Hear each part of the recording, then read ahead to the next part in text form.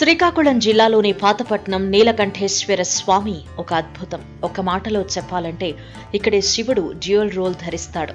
ఆయన ఇక్కడ ఏడాదిలో 6 మాసాలు నీలకంఠుడిగాను, మరో 6 మాసాలు నీళ్లకంఠుడిగాను దర్శనమిస్తాడు. ఆ మాటకొస్తే అదే ఈ శివాలయం ప్రత్యేకత కూడా. గజపతి రాజులు కట్టించిన ఈ శైవ క్షేత్రానికి వేల సంవత్సరాల నాటి చరిత్ర ఉంది. పురాణ ప్రాశస్త్యంతో పాటు ఇతర ప్రత్యేకతలు ఇక్కడ చాలా ఉన్నాయి. ఇది ఆంధ్ర, ఒడిశా సరిహద్దు ప్రాంతంలోని పాతపట్నం. పర్లాకిమిడికి చేరువలో ఉన్న నీలకంఠేశ్వరుడి ఆలయం ఈ ప్రాంతంలో ప్రత్యేకత సంతరించుకుంది.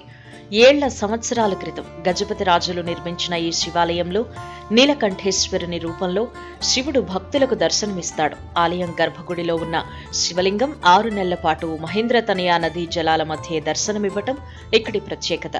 ఎంతో చరిత్ర కలిగిన మహేంద్రతనయ నది ఒడ్డున నీలకంఠేశ్వర ఆలయం ఉంది. వాస్తవానికి నది కన్నా ఆలయం చాలా ఎత్తులో ఉన్నప్పటికీ విచిత్రంగా నదిలోని జలాలు శివుని లింగాన్ని తాకటం ఈ ఆలయ విశిష్టతగా చెబుతూ ఉంటారు.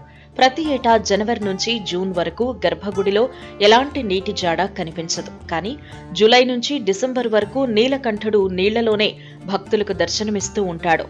ఈ ఆలయం 1670లో గజపతి రాజులు నిర్మించినట్టు చారిత్రక ఆధారాలు చెబుతున్నాయి. స్వయంభూ లింగంగా ఉన్న ఈ ఆలయం పరిసరాల్లో విభూతిరాళ్లు ఎక్కువగా ఉంటాయని ఇక్కడి విశ్వాసం. దీంతో 6 మాసాల పాటు నదీ జలాలతో కలిసిన విభూది అభిషేకం స్వామివారికి జరుగుతుందని భక్తులు చెబుతారు. అయితే గర్భగుడిలోకి చేరుతున్న నదీ జలాలను ఇంజిన్ల ద్వారా ఎప్పటికప్పుడు బయటికి తోడుతూనే ఉంటారు. అయినా 30 నిమిషాల వ్యవధిలోనే మళ్లీ శివలింగం పై భాగం వరకు నీరు చేరుతూ ఉంటుంది.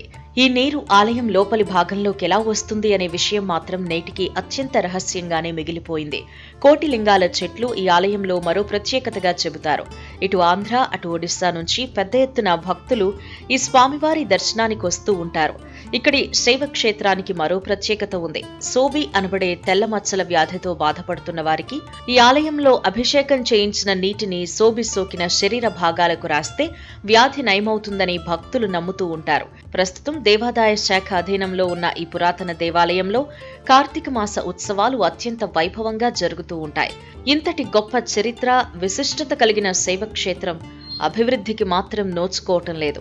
ఒడిశా సరిహద్దు ప్రాంతంలో అత్యంత విశిష్టత కలిగిన ఈ ఆలయాన్ని అభివృద్ధి చేయాలని భక్తులు కోరుతున్నారు.